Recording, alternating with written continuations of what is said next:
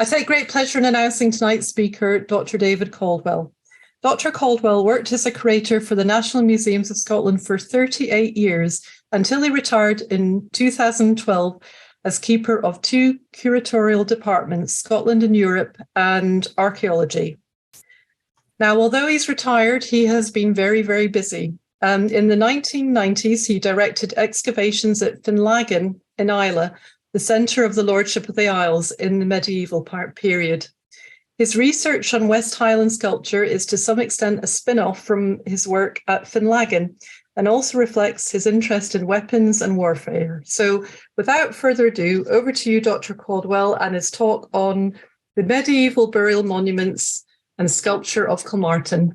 Thank you very much. Well, welcome everybody. It's quite humbling actually to see so many of you have an interest in what I'm going to talk about tonight. It's certainly something I'm quite passionate about, and which I think is very important. And by the way, I'm speaking from the other side of Scotland, from Fife. Anyway, here you go. If you don't recognise it, this is the Church of Kilmartin, a 19th century church.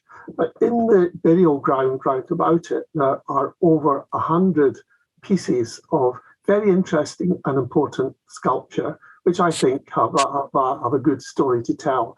And what I want to do tonight is just give a general sort of survey and hopefully fire your imagination to take an interest in this and do a lot more than I've ever done. So these pieces of sculpture are mostly grave slabs.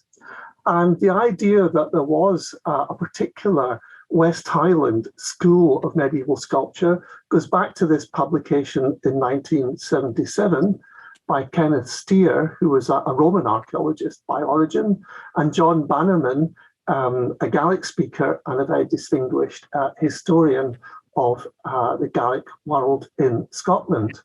And they identified this remarkable concentration of sculpture, which they thought dated from the 14th century through to the 16th century in many graveyards in the west of Scotland. There's maybe about 900 examples have been identified, and a few places like Kilmartin have very large concentrations of these. Now, the distribution is quite interesting. It doesn't quite relate to political boundaries. And I think that in itself tells an interesting story. It's quite a tight group, mostly in Argyll. Very few outliers anywhere else, for instance, in the rest of Scotland or in Northern Ireland. And there's also very few examples of monuments which may have been made elsewhere in Europe or Scotland, which have come into this region in the medieval period. So it's trying to get an understanding of what this is all about that I've been trying to do. Now, Steer and Bannerman conceived of this sculpture in terms of various schools of work. And this, I think, betrays Steer's classical background. They identified that the main school where the sculpture was produced was Iona, which is obviously a very important church centre in the medieval period. And they identified other schools based on the island of Oronsay, where there was quite an important priory. At Incantyre, you can see at the bottom of the map there, where particularly there was an abbey at Saddle, which may have been where they thought that a lot of the sculpture originated. Another school up at Loch Sween in Knapdale, and a more sort of diverse school, which they labelled Loch Awe. And the sculpture we're largely going to talk about tonight at Kilmartin is all the so-called Loch Awe school of sculpture. Now, I've got an enormous amount of respect, by the way, for Steer and Bannerman. Their work was exceptionally of an exceptionally high standard, and Bannerman did an amazing amount of work documenting the people for whom these monuments were made. Now, they identified that the main school in their terms was Iona, which was, they thought, where the whole idea of this sculpture started in the later 14th century. And these are examples of what Iona school slabs looked like. Iona 122 is a classic example, if you like, of one of these earlier slabs. You can see up the centre of it, it's got a long shafted cross. And on one side, it's got a sword and it's got foliage decoration. And these slabs with long shafted crosses are reckoned to be among the earlier examples. Next to it, there's Iona 172, another classic type, where you've got a sort of narrowish panel of foliage work with quite broad borders on either side. Other slabs of the Iona school have swords and other scenes on them. And there's also a smaller group, if you like, of effigies. Most of these effigies being military in character, like Iona 211 there, which is showing a warrior in typical West Highland armour. It's a textile or leather garment called an accaton, and he's got mail over his shoulders and he's wearing an iron helmet, if you like.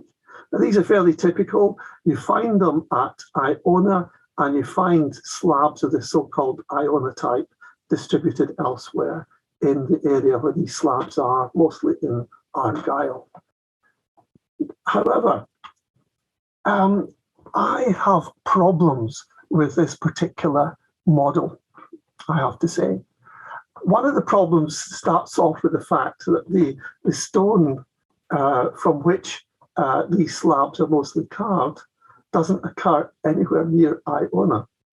So you'd have to imagine that craftsmen there were importing rough blocks of stone and carving them on the island, which is a challenging concept to have. Secondly, maybe there's another explanation as to why one of the largest groups of these slabs, including many of the best, are on Iona. And that may be that Iona was where lots of people wanted to be buried. And not only the bodies were being shipped into Iona, but also the slabs from their local areas.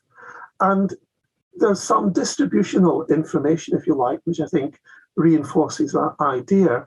For instance, these so-called Class 1 slabs are almost solely restricted to the island of Islay, which is very much MacDonald territory. There's one or two elsewhere, which are in areas which were probably strong MacDonald territory as well, and then Iona. The Class 2 slabs, they only occur on Iona and basically in the Argyll mainland, mostly Lorne. And I think these distribution patterns suggest that these are slabs which are being carved in those localities and shipped to Iona. That was what people wanted for a lot of the medieval period.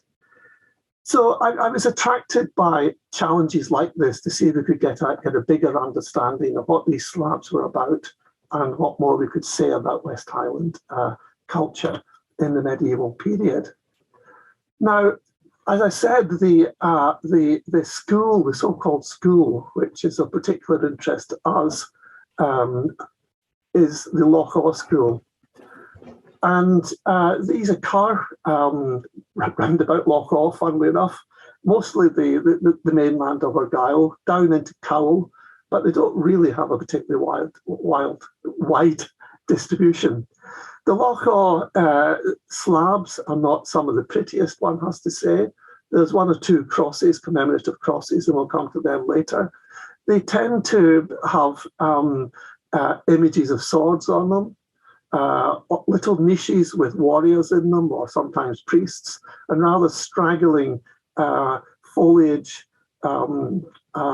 network patterns, as you can see on the one on the left there. And no sort of origin more precise than Lochaw has been identified for them. The map there shows with the red dots the distribution of Lochaw school work. And there are one or two outliers on the island of Islay and down in Kintyre. But basically, it's a reasonably tight grouping of these slabs. Now, where there are outliers, there is one very interesting one in the Abbey Church at Iona, number 182 there. It's very, very worn indeed, but a classic example of a Loch slab with a little warrior in the top. And what's interesting about it is that this slab is built into the pavement in many ways the best location in the abbey. It's right in front of it's in the choir, right in front of the high altar. So one imagines that this slab is of somebody important or influential, and that is something that needs to be researched in due course. The one at Killaroo in Islay is quite a fine example of the type. And I wonder if what one's seen here is that we're dealing with a husband or wife who's married into local society, and a slab has later been sent to commemorate him for some reason. The slab from Saddle Abbey is just possibly of this school, and is perhaps something can be explained in roughly the same sort of way. But I suppose what I'm questioning is whether one really can imagine that there's buildings, workshops at these different locations in the medieval period, where you've got carvers with apprentices, they're shipping in rough blocks of stone, doing their carvings, and then distributing these monuments to wherever they were due to end up. And in case you have any doubt about it, from personal experience at Finlaggan, these slabs are exceptionally heavy. You don't carry them lightly. And indeed, what's interesting is that the distribution for most of them is within easy reach of the sea or water, so there was no great overland treks with them. Now, the stone from which they're carved potentially can tell us quite a lot. And a number of years ago, I got together with one or two geological colleagues to see if they could help find a way forward in identifying what this phenomenon of West Highland sculpture was about. And I reasoned that if we're not dealing with a situation where the slabs are being made at a place like Iona and then shipped out, but they're being made to order elsewhere, it's much more likely that the craftsmen who were making them near or beside where the stone was coming from. And so perhaps a more detailed understanding of the rock types might tell us quite a lot. Now, we haven't identified by any means all the potential quarries where the rocks are coming from. An obvious one is at Carseg up in the Ross of Mull, which produced sandstone, a freestone, which was extensively used in the building work at Iona, and is quite rare in the West Highland region. But the majority of slabs, and certainly the ones at Kilmartin, are of a type of very tough stone, if you like, chlorite schist, epidiorite, metabasite, which has a very limited distribution in the West Highlands. It's essentially that green band extending in that map where rock of this type could be quarried and shipped out. And the quarry that was particularly identified by Steer and Bannerman is at Doyd on the coast of Loch Sween up in Knapdale. I suppose I could use my mouse, couldn't I, to show you where we are. I suppose you can see that, it's Doyd there. So what Steer and Bannerman had supposed was the rock was carved here, and you can see where large slabs are being prized off a rock face, shipped from Doyd, I don't know, about 60 miles or something like that, to Iona, is then carved and then shipped out elsewhere. Not a very likely story, in my opinion. So anyway, with my geological friends and colleagues, we thought that, well, maybe if we'd had a more precise knowledge of these rocks, we might be able to say a lot more. So that's what we attempted to do. Now, one of the ways that geologists, petrologists, of course, study rocks is they knock bits off the monuments or take thin sections and study them in thin section. That, you will be glad to know, was not an option. It was pretty clear we couldn't destroy or damage the monuments. On the other hand, our friends and colleagues in Historic Environment Scotland, who are responsible for a lot of these monuments, were very generous in their support to us even giving us a loan of very expensive kit, portable XRF, to see if that was a way of actually characterising, identifying much more exactly the source of these rocks.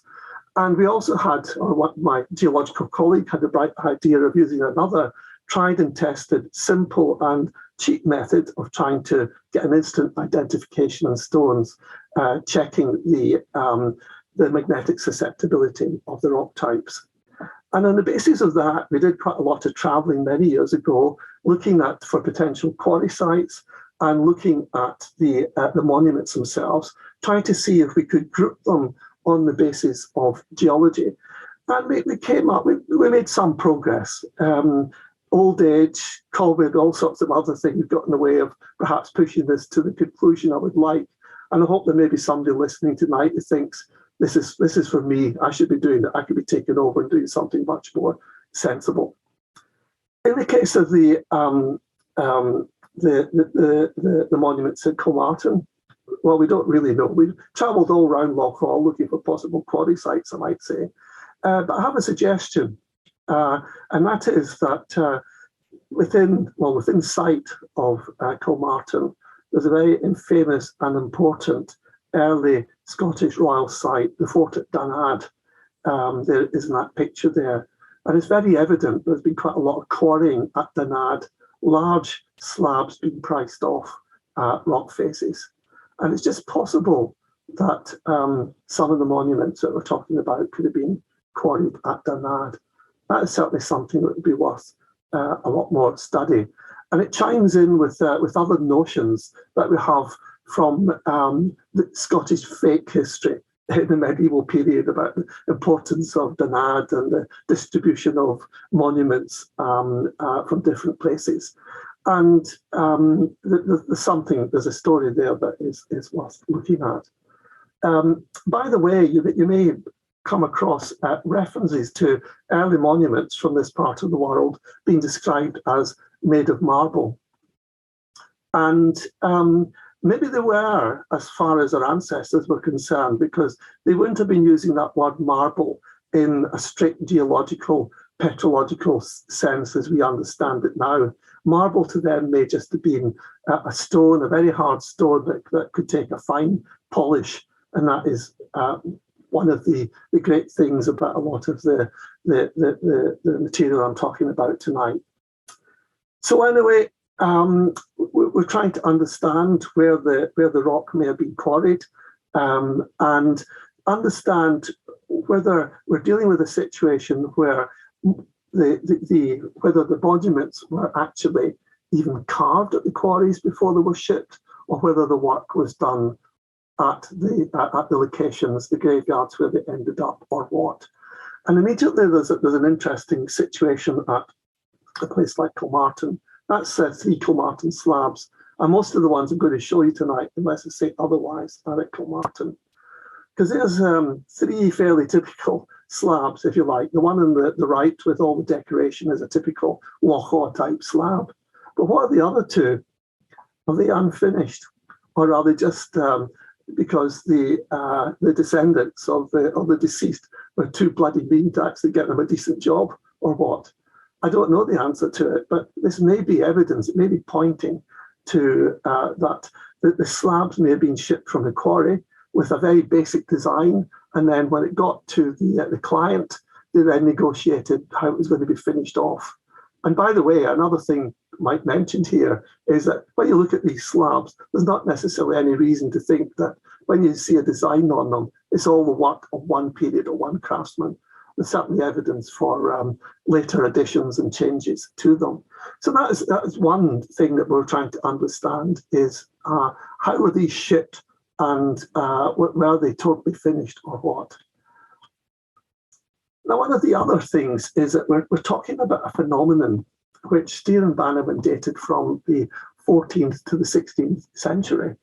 But this part of the world has lots of other sculpture, which is earlier than date, which, thanks to a very important survey done by the late Ian Fisher in not so terribly long ago, I think it was about 2001 or something like that, we know that there's several hundred slabs in this part of the world, which are said to date from, say, the 5th century up to about 900 AD.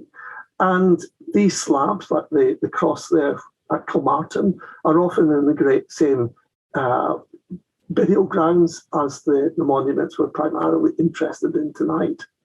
So what are we dealing with here? A group of sculpture which is said to date prior to about 900, and another group which is said to date from the late 14th century onwards. What about the bit in between? Is it possible that we are dealing in some way with some continuous tradition? Now, I can say that Stephen Bannerman were adamant against that, by the way. They thought that the decoration on the two groups of monuments was so different that you couldn't possibly relate the two.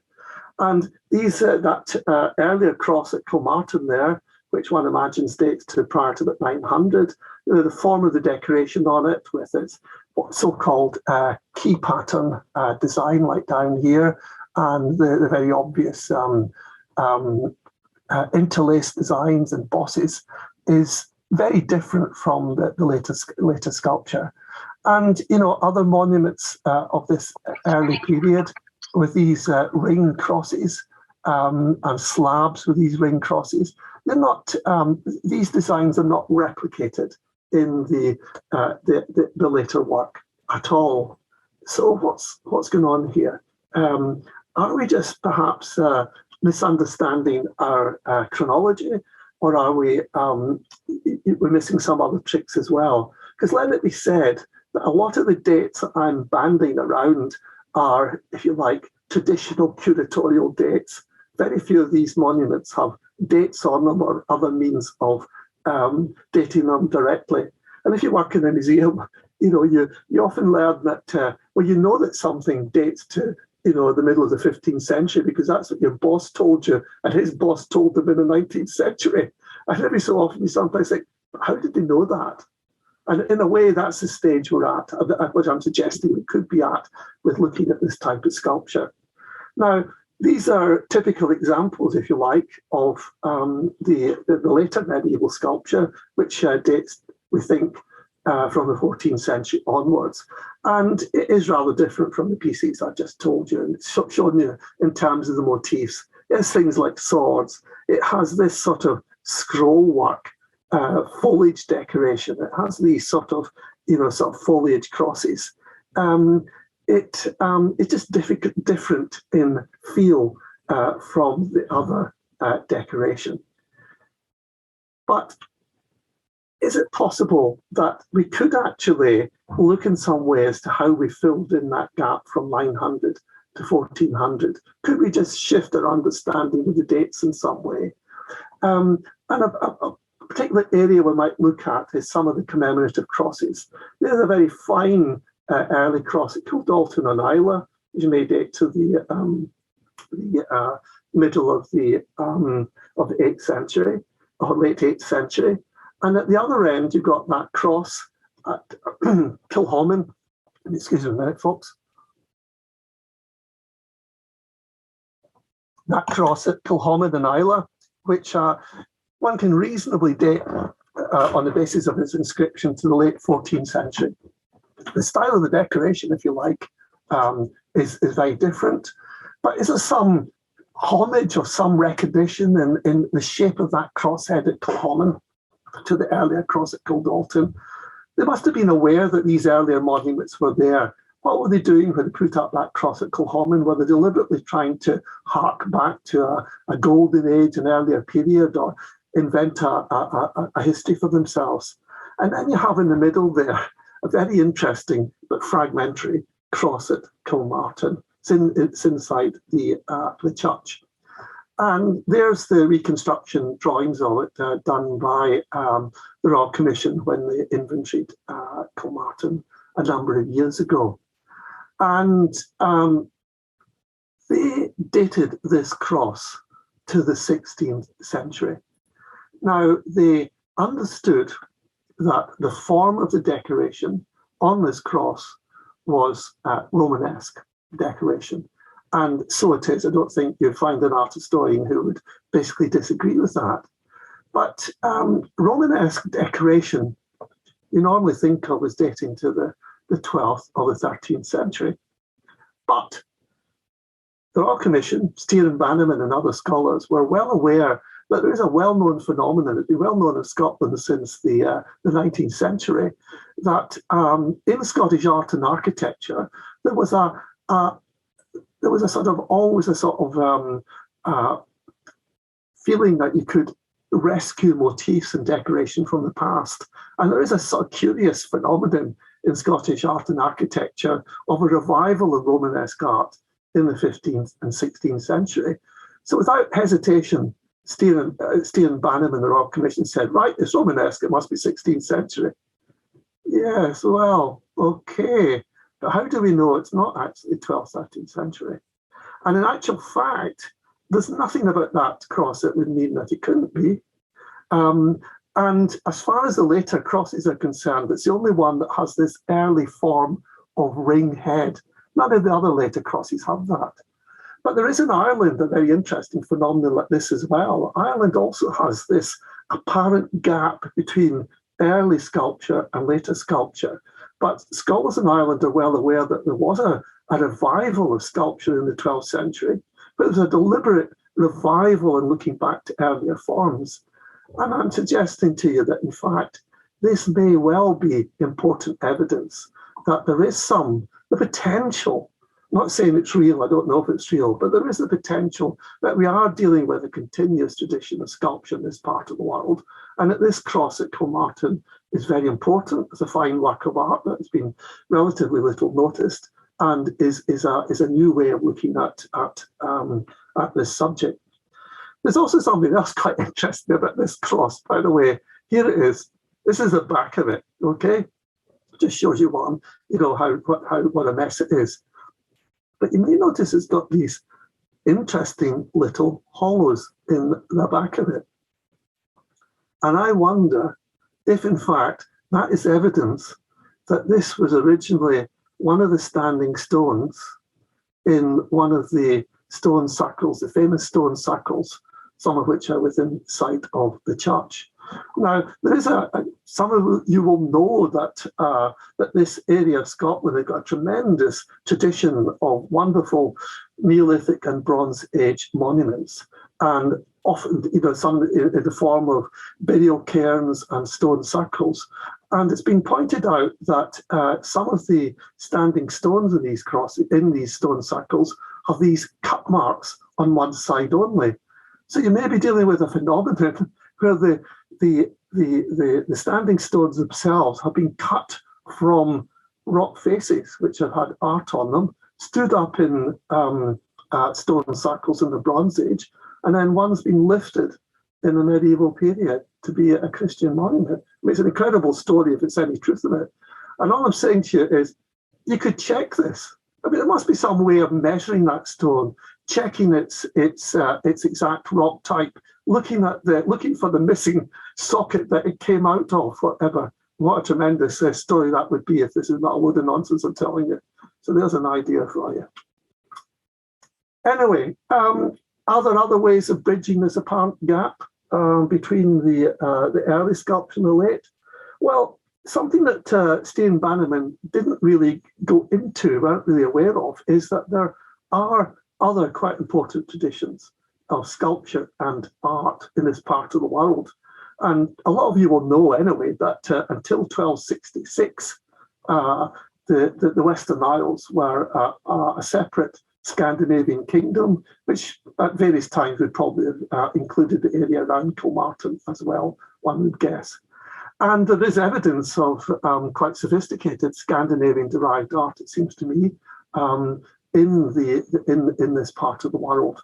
And unfortunately, there are series of grave slabs elsewhere, not at Kilmartin, but elsewhere in Argyll, which I think look very much derived from Scandinavian type prototypes. Rather worn one at Iona, and a whole series of slabs like this pointed out earlier, which have got quite wide margins, like this slab at Trondheim.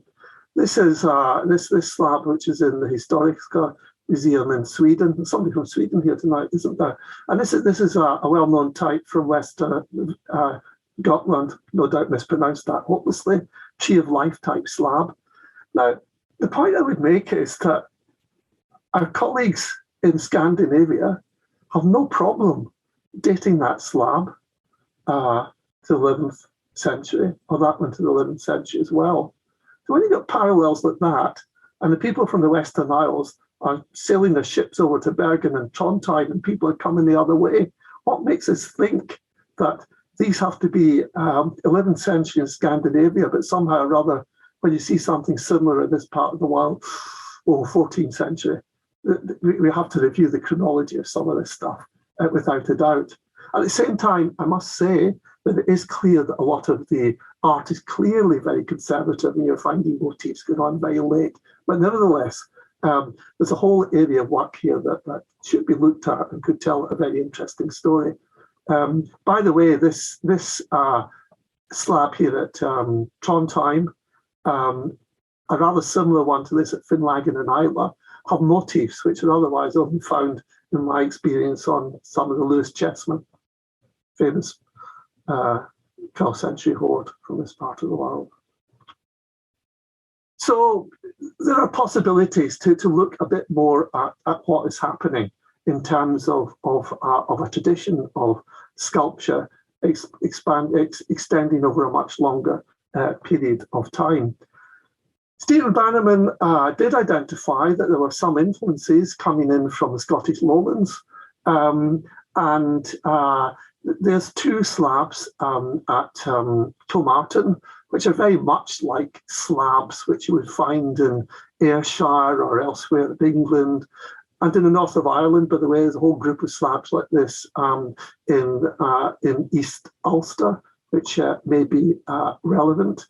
There's just a couple I found easy to find from Paisley and Edinburgh Blackfriars. And it's interesting that, and again, this is, look, I don't wish to sound critical. All I'm trying to do is sort of, I should always ask questions and try and look at evidence again. It sometimes seems to me that there's a thing in Scottish, among Scottish experts when they look at things like this. If you got a slab, of this type in Edinburgh, and it dates to the 12th century, somehow or other it must have taken a couple of hundred years before it got to Argyll. No, you can get anywhere in Britain in a few days, and they did, okay? So there has to be more sophisticated reasoning, I think, when it comes to the dating of things. So there is certainly quite a lot of influence coming from the outside, from Scandinavia, from the native heritage going back into an earlier period, and from the mainland as well. So what is this sculpture about, by the way? I think I've said that it's mostly grave slabs, but even there, we're rather vague about what we mean by that. I think there's at least one person in the audience I noticed who was on the dig at Finlaggan, which is splendid. Nice to see that you're here. But anyway, this is Finlaggan and Islay, where we did excavate part of a burial ground, medieval burial ground. And what we found was a whole series of stone foundations, if you like, over very shallow burial pits. And I think that was for supporting the grave slabs, a lot of which may be laid flat and outside. But it's also clear, and these are examples from Kilmartin itself, that a lot of the slabs were intended to be part of, if you like, sarcophagi, boxes like this. And this has been understudied, what this is about and what sort of particular date they are. Again, it's something I think that is quite important to look at. And also that some of the slabs, and again, that's a Kilmartin one, have remarkably well finished etches. These were not intended to be buried in the ground. So it'd be nice just to get a better understanding of what they were actually doing with these slabs and what they intended to achieve. Very few of them have inscriptions on them, by the way. So that's not very helpful in knowing who the owners were or what messages they intended to get out. There are a few. There's about 60 freestanding crosses of later medieval date in the whole of this area. There's the remains of one at Kilmartin, typically with a crucifixion seen on it. Now, the grave slabs which do have inscriptions tend to say in Latin, "Here lies Joe Bloggs," okay? And the crosses which have inscriptions say, "This is the cross of," which is probably quite an important distinction. So the crosses aren't to do with burials, I don't think. And we excavated a standing cross at Finlaggan. There was no obvious burial associated with it. And many grave slabs, many burial grounds in this part of the world have not just one cross, but several. And often two, even with the best will in the world, it's difficult to identify much very religious about them, apart obviously from the fact that they're cross-shaped and have maybe a crucifixion. Some of the other decoration is things like hunting scenes and swords. Now, all right, you can try very hard and relate that to biblical stuff, but I'm not too convinced. What I think we're probably dealing with these crosses is that these crosses are set up to mark clan territory, where local families were. It would have meant something to people. They got to the local church and they knew who the people were who had to be placated or had to be avoided. It's like when you go to places in London and you see, a pair of shoes shoved over a telegraph wire to indicate who the local team is. Best avoided. Something rather similar for our medieval ancestors. So, what I propose to do now is just have a look, a bit more of a detailed look of the actual slabs which are at Kilmartin itself. And one of the obvious motifs on them is of warriors. And in some cases we have warriors like this with a spear, okay? And they've got their bassinets, their helmets on, and they're wearing their racketons. And sometimes the detail is such that you can see they're wearing leg armour or even spurs. And this one's grasping, well, they're both grasping swords. Now, precise dating of these is quite difficult. I don't think it's really possible. Maybe 14th, 15th century in date. Can't do much better than that. And in other cases, the images are quite small. So what is the meaning of this, as it were? What are these all about? Well, one thing which I think is worth saying is all the evidence we have is that we're dealing in the West Highlands with a very militarised society, a society which supported what amounted to professional warriors to undertake fighting, to go and exact blackmail, to go and sometimes some of them settled down in Ireland and made careers for themselves over several generations. But these were people who perhaps didn't have much of a part in local society. It may have been guys who normally died in the line of business, who didn't marry perhaps, who didn't inherit land. And if they had any money, maybe this is what they invested their wealth in. And there is perhaps a message in this particular image, whether it's a big guy like this or a small guy like that, image of spearmen. There's a more detailed example of one actually on Iona, which we can identify as members of oh gosh, there's a terrible old days for getting names. I'll tell you afterwards. But you can see what the detail looks like with the detail of the mail and the spear and so on. I think this is actually that monuments like this are actually putting across a message that the owners of these slabs are people of a certain class or status in society. These are the people which a parliament of Robert the Bruce in 1318, from all his experience of fighting and it was of independence, he wanted. Then with £10 worth of goods, he wanted them to be able to be armed as spearmen like this, with swords, with bassinets. and accutants or male garments as well. These were the people who won him his kingdom, won him his wars, and he wanted to nurture this. And this made a big hit with the people in this part of the world, which is where a lot of the core of his armies came from, in fact, from here and further west. So it's making a statement of that type. I doubt, incidentally, whether they really did have shields like this. I guess that the shield is only there because it's a useful way of putting in a bit of heraldry to give some explanation of who these gentlemen are. McKinnons, by the way, come back to me. They're McKinnons. Losing my voice again.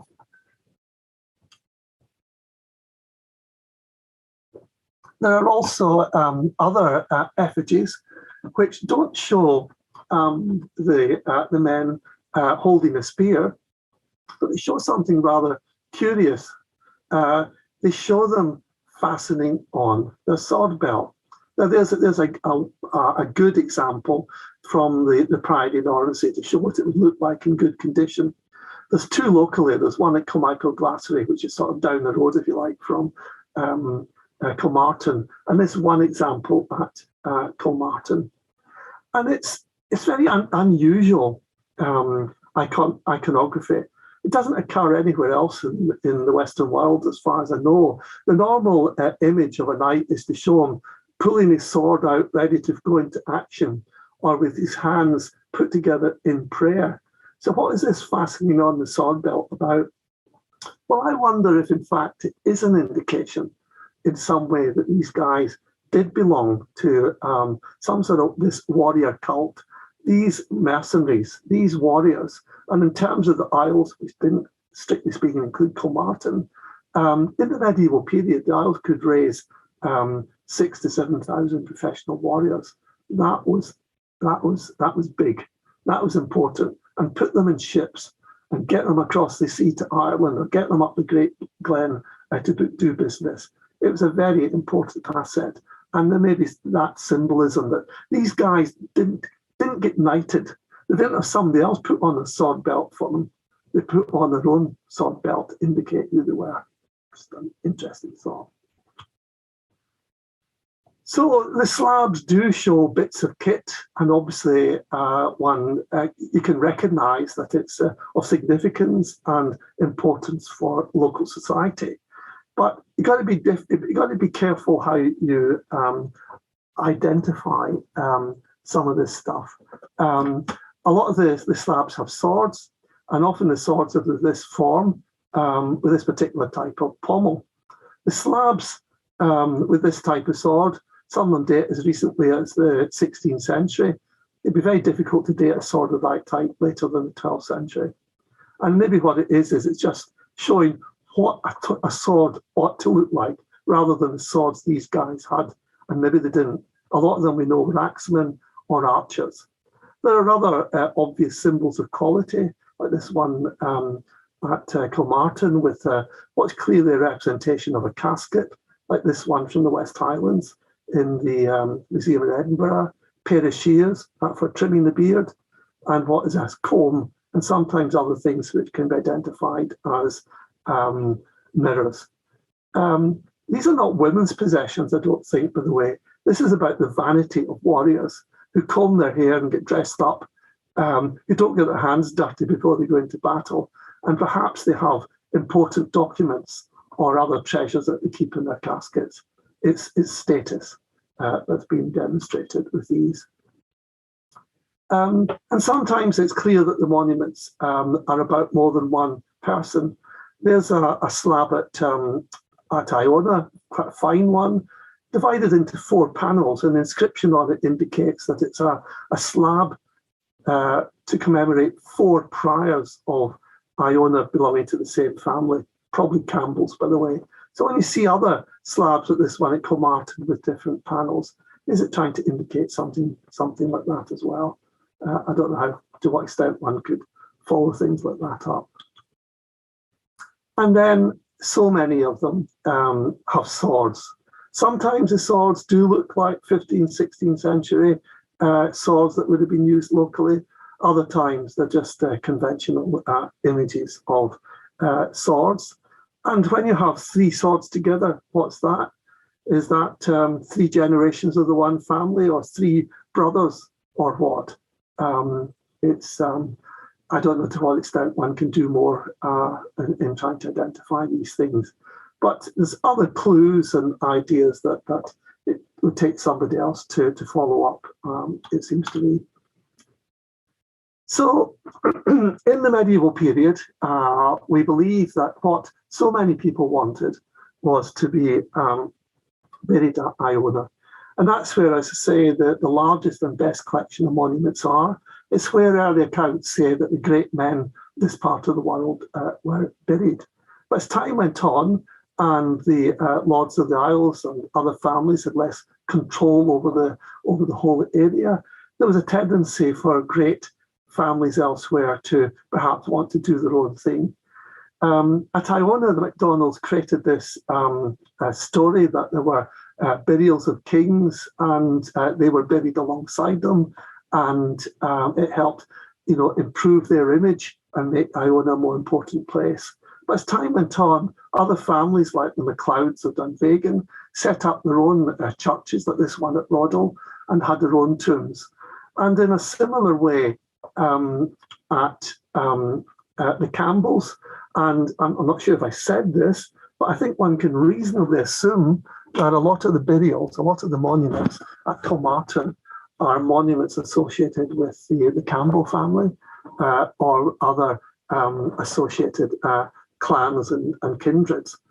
But the Campbells, as they rose in power and status and developed interest well outside the region, decided to set up their own church at Kilmartin over in Cowell.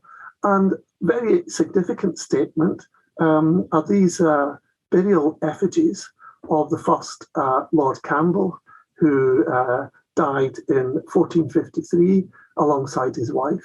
These are clearly the work of a lowland Scottish sculpture, working in a style that you only find in other churches in the lowlands.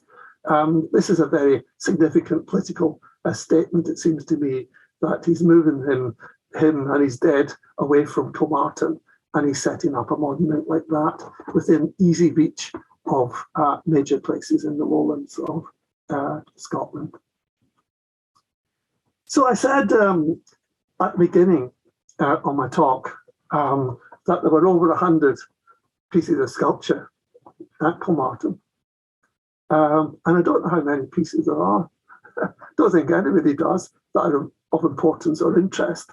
And when Steer and Bannerman published a volume in 1977, they didn't attempt to produce a complete inventory of sculpture either.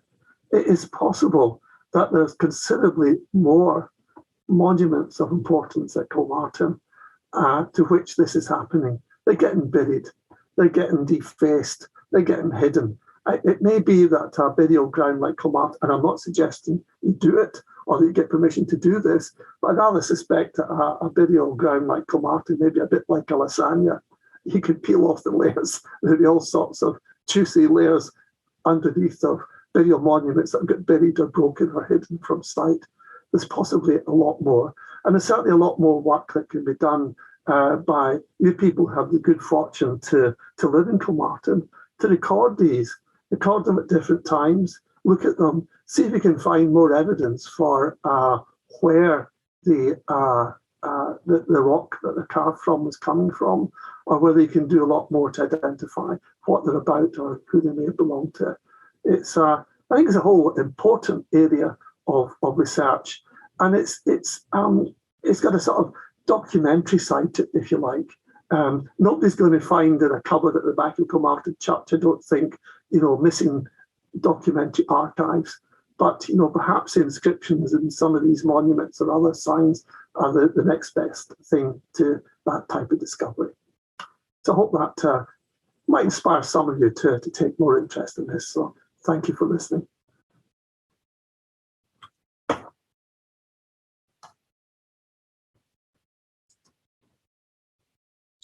You're on mute, Jeff. Yeah, there, that's me unmuted now. I'm just saying we've got loads of questions for you, David. Thank you very much for that. That was really, really interesting. I really enjoyed hearing all about the ones at Kilmartin, but I'm just scrolling through the chat, and I'll start towards the beginning and I'll work my way through. But what I'll do is I'll try and invite the people who wanted to ask the question to come in and ask themselves. If I could maybe start with Jason McGill, do you want to ask your question about the swords, please?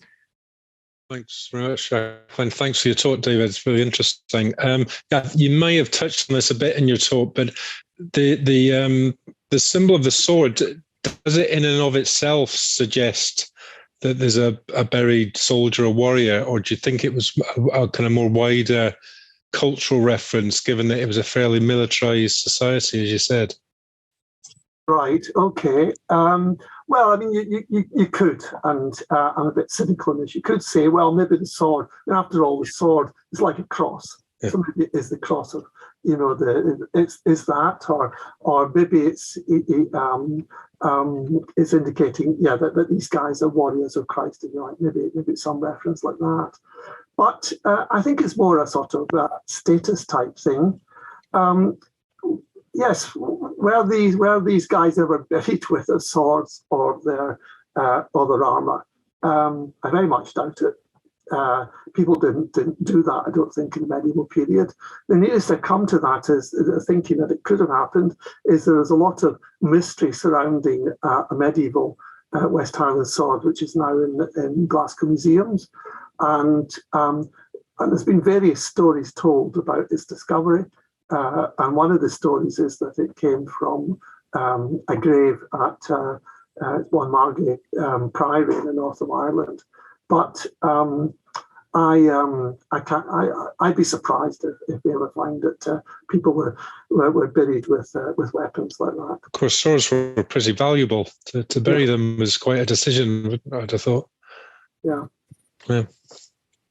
And thank you, Jason. And we'll go on to Lorna. It's come up as Lorna's iPhone. Would Lorna, would you like to ask your question? If I don't hear from you, then I can ask it myself. But right, I'll have a go. This is Lorna's question. Does David think that there is a continuation from Pictish carved stones into these medieval slabs? All right. Well, now that's an interesting one because, in fact, Stephen Bannerman, in setting out, what the book was about, said that they planned to show that there was some influence from earlier Pictish sculpture, and then dropped it and didn't look at it any further. Now, there are some motifs of similarity, obviously. There are hunting scenes on some of this sculpture. Mirrors, combs, and turn up in Pictish sculpture as well. But I have not detected that there's any direct line in that way from Pictish sculpture. It's an awful long, at least in looking back to the early Irish Celtic sculpture. You're looking to monuments which were in the region, and where the mythology that was being developed for families in this part of the world in the medieval period was that they had roots in a Celtic past. Nobody was claiming Pictish ancestry, and I think that's a bit more difficult to sustain a decent argument that is of direct relevance. Right, thanks, David, and thanks, Lorna, for your question. The next person I've got is David, who wanted to build on Jason's McGilt's question. So are you there, David? Hi there, yes I am. Thanks very much. In fact, it's so similar to Jason's, so I think was well answered that I'll pitch another one at you on a slightly different subject. I was originally wondering about the types of weapons that were depicted, but I'm actually wondering, given the example of the Poltalloch enclosure in Kilmartin churchyard, where the name Poltalloch has been carved right onto the stones, which predate that inscription by several centuries. Are you aware of that being a fairly common practice of, for lack of a better phrase, appropriating older stones to update a newer family's prestige, or is that a fairly isolated incident? No, I think there's evidence for it elsewhere. There is, in fact, a couple of effigies up in Aberdeenshire, again, where that has happened. And there are other places in Argyll where you often find 18th, 17th or 18th century inscriptions on medieval monuments where the monuments have been reused. It's something that's worthy of study, just to what extent that was happening. I'm obviously aware that some of the monuments at Kilmartin have the Poltalic inscription on them. It's not something which I've deeply researched as to how and when exactly it happened, and whether there's any evidence of where exactly they were rounded up. But again, could be a very interesting story.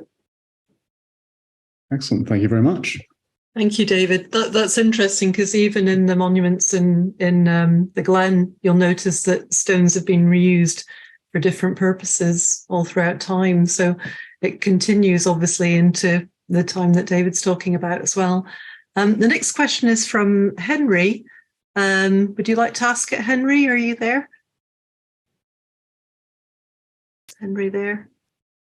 Okay. Henry was asking, are there no heaps of partially processed stones lying around the manufacturing sites like we sometimes see in Egypt or the like? Right. Oh, well, yes, Henry, I have thought about that.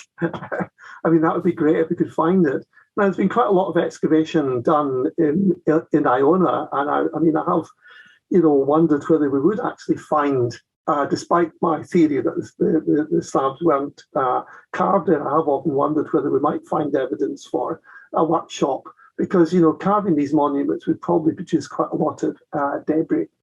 But I think that the best way forward in this would be to, and I have considered it, and it's too late for me now, would be to do a proper survey and excavation at the quarry at Doyd.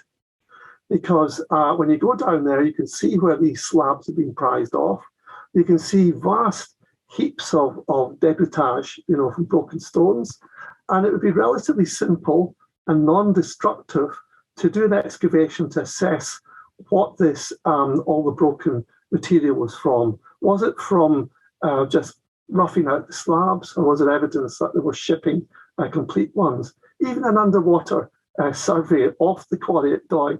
I mean, if they were doing this over a period of, say, 200 or 300 years, what's the chances they dropped a slab in the water at one stage? Doyd is a place. If any of you, want to do a big project, that'd be the place to go and check it out. Well, that'll give some people some ideas, David. Let's see if we can organise something with that. The next question is Caroline Anderson, who I've worked with many a time in the past. Would you like to ask your question, Caroline? Hi, Jacqueline. Thanks very much. Hi there. Hello, David. That was brilliant. Thank you so much. Sorry, I've got so many questions. I'll try not to hog it.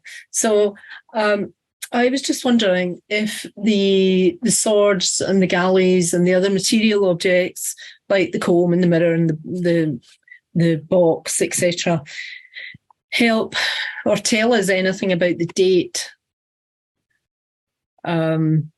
of the carvings. And also, there's a slab in Kilmartin in the Poltalic enclosure, and it's an effigy, and they appear to be standing on what looks like dogtooth design. And I just wondered, always reminds me of the sea, the way they're standing on that.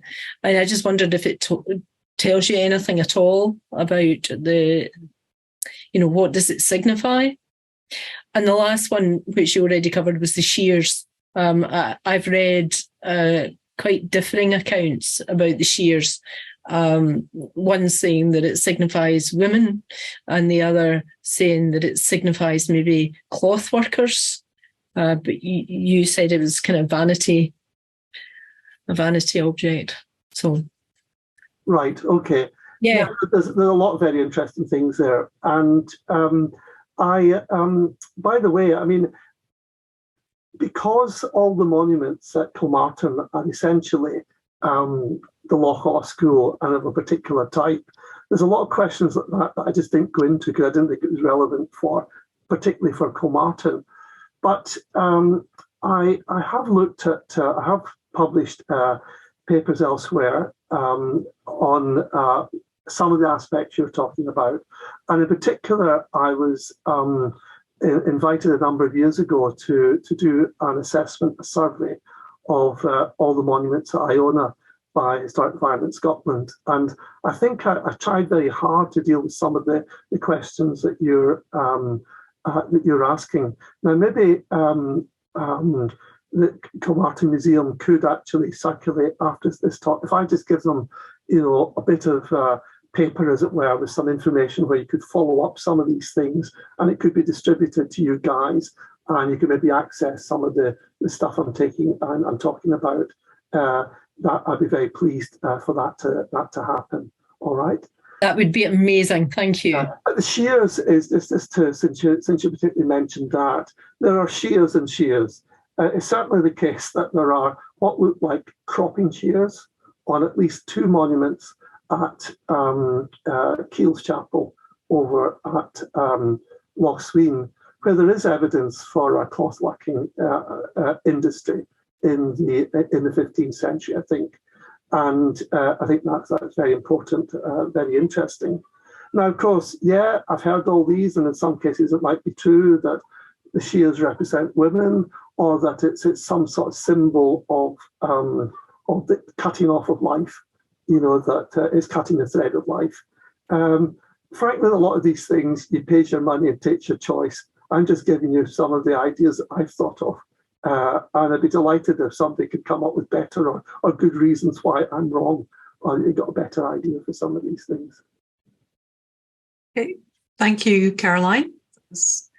And we'll move on to Sarah Jane. You had a question as well. Would you like to ask it, Sarah Jane? Your mute's on at the moment. Thank you. I'm there. Well, I'm hoping you'll agree that there's no such thing as a stupid question. But I was listening to a YouTube recently on Ballintroduch, and the narrator was saying, "Oh, and these grave slabs are similar to the Templar grave slabs at Kilmartin." And I thought, "Oh, well, I thought that was pseudo history."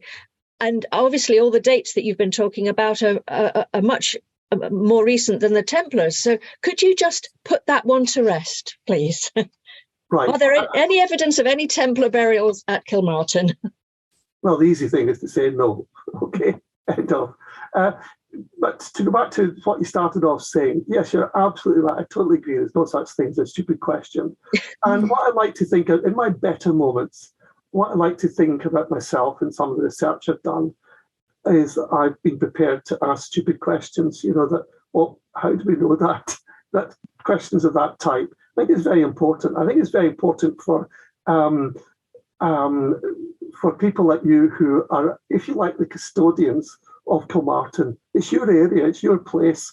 I'm an outsider, that you don't have, alleged experts let me come along and tell you how it is. But you say, well, what made you think that, David? Or did you know such and such? It's extremely important that you're always prepared to do that.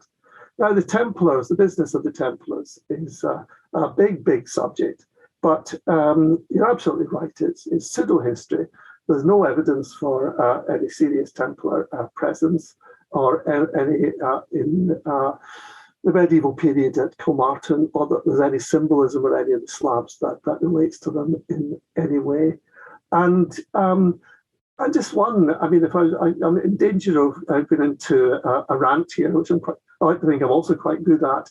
One of the things which I find quite disturbing about the way that this Templar pseudo-history has appeared in recent times in Scottish history, or been revived in Scottish history, is that a lot of it is back to a feeling that somehow or other we Scots were pathetic people who couldn't do things for ourselves, and we would never have won a victory at Bannockburn unless these posh French knights had rode in to rescue us from our miserable sort of stupidity and did things for us.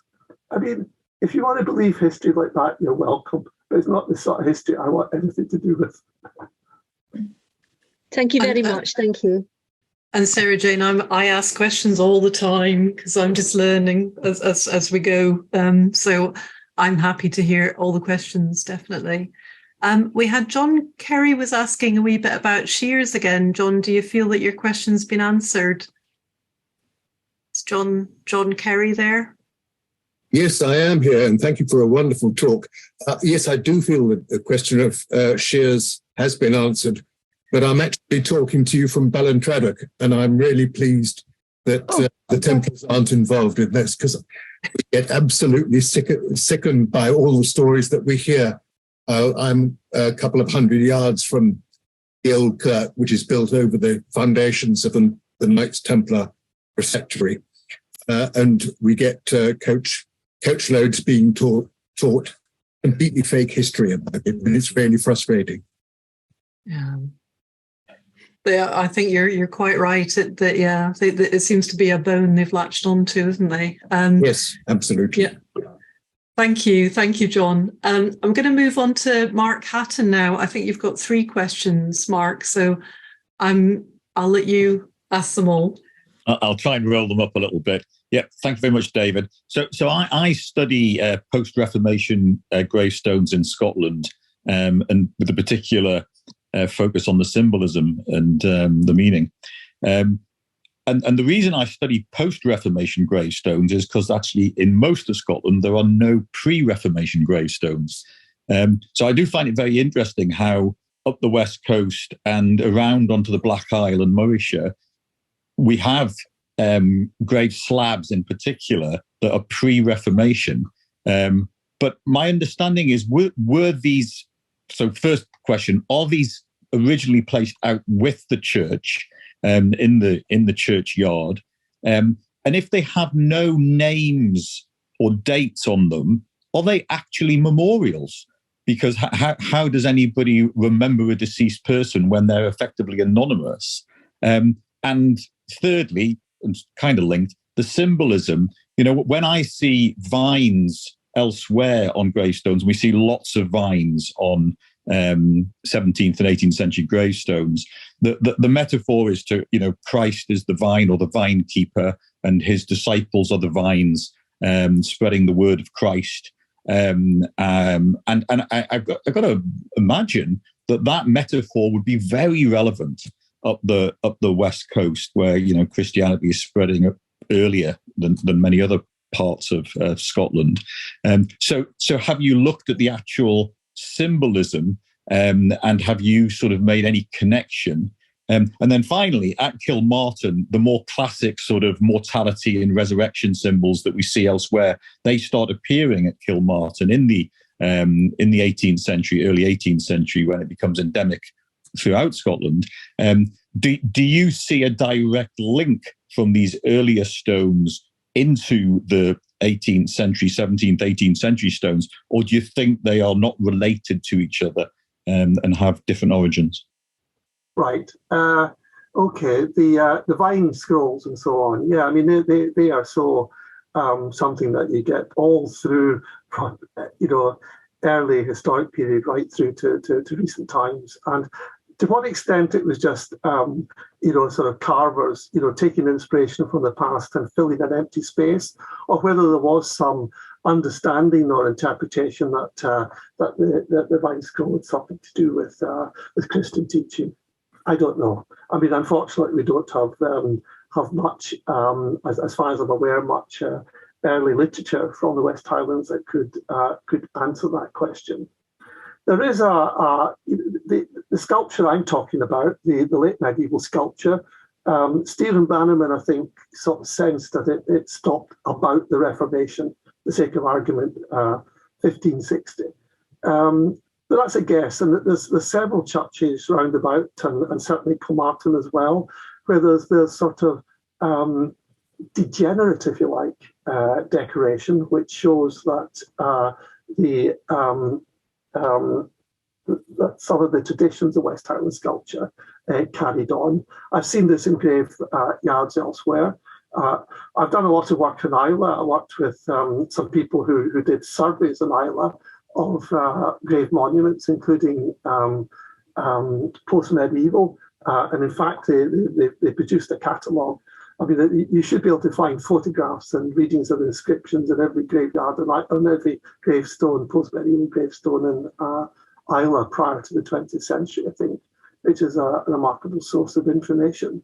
And in a lot of cases, you can see that these grave monuments were being bought in from the mainland or elsewhere but a lot of the lairds in Islay were coming in from elsewhere in the 17th, 18th century anyway.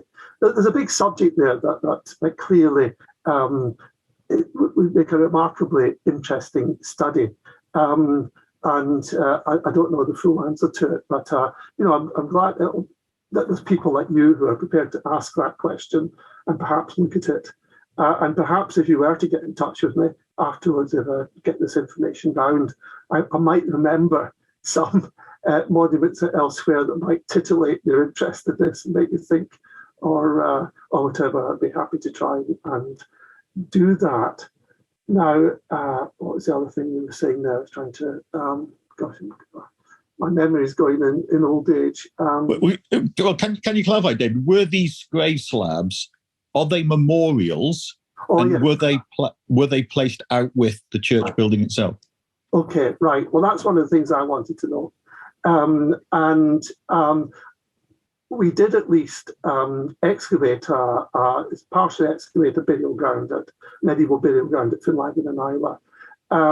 We did arguably find a fragment of a grave slab in position inside the church in relation to a grave. And it is, as luck would have it, a grave slab had an inscription on it. So it may be that we have actually excavated part of the grave of a man called Donald Gillespie, who was a crown tenant of Finlaggan in the 1540s. And that's the only example I can think of that. I think there's lots of reason to think and to know that when you go to a lot of these burial grounds, that the slabs have been moved around all over the place. I would not necessarily expect that you will find much evidence for burial monuments still in relation to the burials that they were originally associated with. I'm not saying you shouldn't try, it should certainly be done, but there are problems.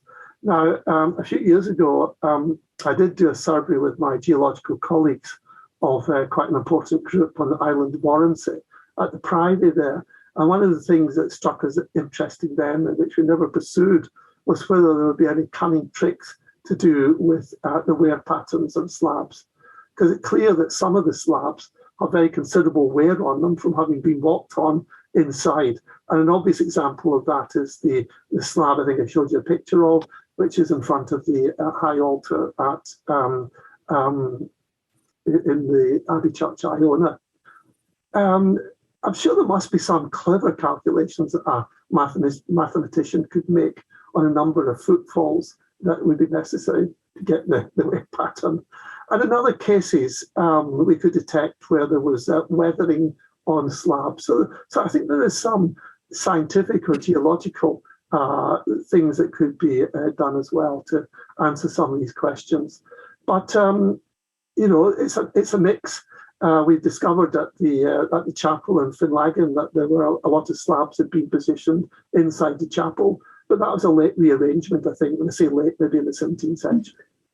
These things moved around, and there's some tragic stories. I mean, one which is there's a tradition, by the way, in the Argyll and so on, that these slabs were made in Iona. Everything was done in Iona. They were shipped out elsewhere. And in a way, I think Stephen Bannerman may have been influenced by that. But there was at a church on Mull, in the Ross of Mull, quite an important, well-preserved slab of one of the priors of Iona. And a number of years ago, the decision was made that this should not have been in Mull because it was a prior of Iona, and that this must be an example of Iona being pillaged and slabs being taken off elsewhere. The slab is now in the cloisters of Iona. And I think that is a tragedy and a travesty. What made anybody think that a prior of Iona had to be buried at Iona rather than his home turf? So, and that's just an example we know of. It's probably happened on other occasions as well. Thank you, Mark. And thank you, David. I've got a question from Charlotte about Kilberry. Is Charlotte there? Hello, can you hear me? Yes, I can hear you. All right, thank you so much for this wonderful talk.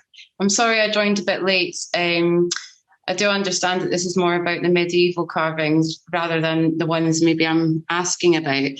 I was just curious, and I think Lorna touched on it earlier, about whether this is part of a greater tradition. I guess I'm coming from more of an art history kind of side of things.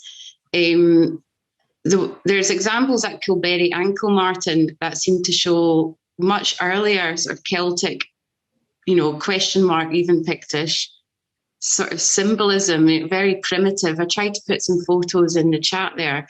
I was just wondering if you had any insight as to these stones or what sort of date they could be. Right, okay. It's a long time since I've been to Kilberry. Did you say Kilberry or Kilberry? Kilberry. I don't know. I'm quite new to it. All right, okay. What taxes have been there? But I think some of the slabs you're referring to at Kilmartin and also at places like Loch Goilhead, there is a tradition, and there's another grave yard on the at Tarbert on the near Loch Lomond as well that's got slabs like this. There's a number of slabs which I think are very crude, very basic designs, which are, if you like, degenerate medieval sculpture, maybe being done in the 16th, 17th century, showing some awareness of earlier work. And sometimes these slabs, do look like, I'm sure I've seen something Pictish like that. I don't think it's that at all. I think it's because they're much more recent. And it's what previous questioner was asking me about the relationship with post-medieval. But these are probably being carved at the same time as people with more money are buying in, good quality monuments from Glasgow or elsewhere in the Lowlands. All right. Thank you very much. Thanks. Thanks, Charlotte. And I've got Jason again saying that maybe a gang hand gesture like YLT in Leith. Is that? Sorry, what was he asking? I'm not quite sure. Are you there, Jason, or shall I move on? You can maybe go back to that one. Mark's got another question about the dates. Mark, did you want to ask your other one? I did roll that up into my previous question about whether they were have done already. Yeah. That's okay. And then I've got Gilly Stevenson with a question. Is Gilly there? Asking about the three swords icon. Is it part of the coat of arms used at the Cistercian Abbey at Kirkstall in Leeds? Hi. Hi. It was just observation when you said that it was it three burials there, and because I work at Kirkstall Abbey, I just thought I would share that's actually part of their coat of arms is the three swords. Right. Okay. Well, it's a perfectly respectable thought or question. It's not the only slab with three swords on it. There's one at Finlaggan, which is three swords, and there's another at Loch Allen, I think, with two swords. It occurs elsewhere. But the mention of heraldry is an interesting one because the West Highlanders, people in Argyll, don't seem to be all that big in heraldry, is my interpretation of things. And they had other ways. And somebody asked earlier on, well, what were the slabs all about if they didn't have inscriptions on them? How did people know who they belonged to? And I think the answer to that is if you're in a local community, you knew who the slabs belonged to. They were, they would have been in particular localities in the church or in the graveyard. There would have been descendants looking after them. so that people didn't go by the inscriptions. Locals just knew that sort of thing. And it may be that what they knew was what they invented, of course, but that is, I think, how these things worked. It wasn't, that the Campbells, in fact, are probably reasonably exceptional, I think, in really embracing heraldry big time in a lot of their monuments. But that it goes with the way that they projected themselves, as it were, out of this region in many ways onto a national stage. Yeah. Thanks, Gilly. We're starting to run a wee bit short of time, David, so I'll try and rattle through some of the questions quickly. One of the questions was to ask if they were told that the slabs at Iona Abbey are from the quarry at St Catherine's from Inverary. Is that correct? Right, okay. Again, that was something we looked into. The quarry at St Catherine's is the other side of Loch Fyne from Inverary Castle, and Inverary Castle is basically constructed of a sort of chlorite schist type rock, which is what's quarried at St Catherine's. So it's something that, yes, I mean, it's something that needs more looking at. We haven't actually pursued that in the past, but yeah, more detailed look at that would be worthwhile. And then there is somebody was saying, was there not a shipwreck in north of England where they found some partially finished stones in the cargo? I haven't heard of that one. Can't think of what that is. There was a ship wreck off the coast of Anglesey, which had a lot of Welsh slates. But can't think of, if anybody knows about this shipwreck with the slabs, do tell me, but it sounds interesting. And I've got a few people saying about reusing the stones for different purposes within a graveyard as well. So I've got Sheila Clark saying one in Campbelltown, and also Morag about ones in Govan as well, where it's been reused. So I think someone's mentioned it's a cheap way of getting a gravestone. So Indeed. Yeah. I mean, you would want to, if you're doing a proper research project, you'd want to turn all these slabs over to see if they had, designs on the other side as well. Yeah, and also a good tip on recycling as well. And it can't be all bad. So reusing stones too from a few people. Oh, and so someone's mentioned that the shears were for cutting the thread of life, which you'd mentioned, David, in your talk as well. So that ties in. But I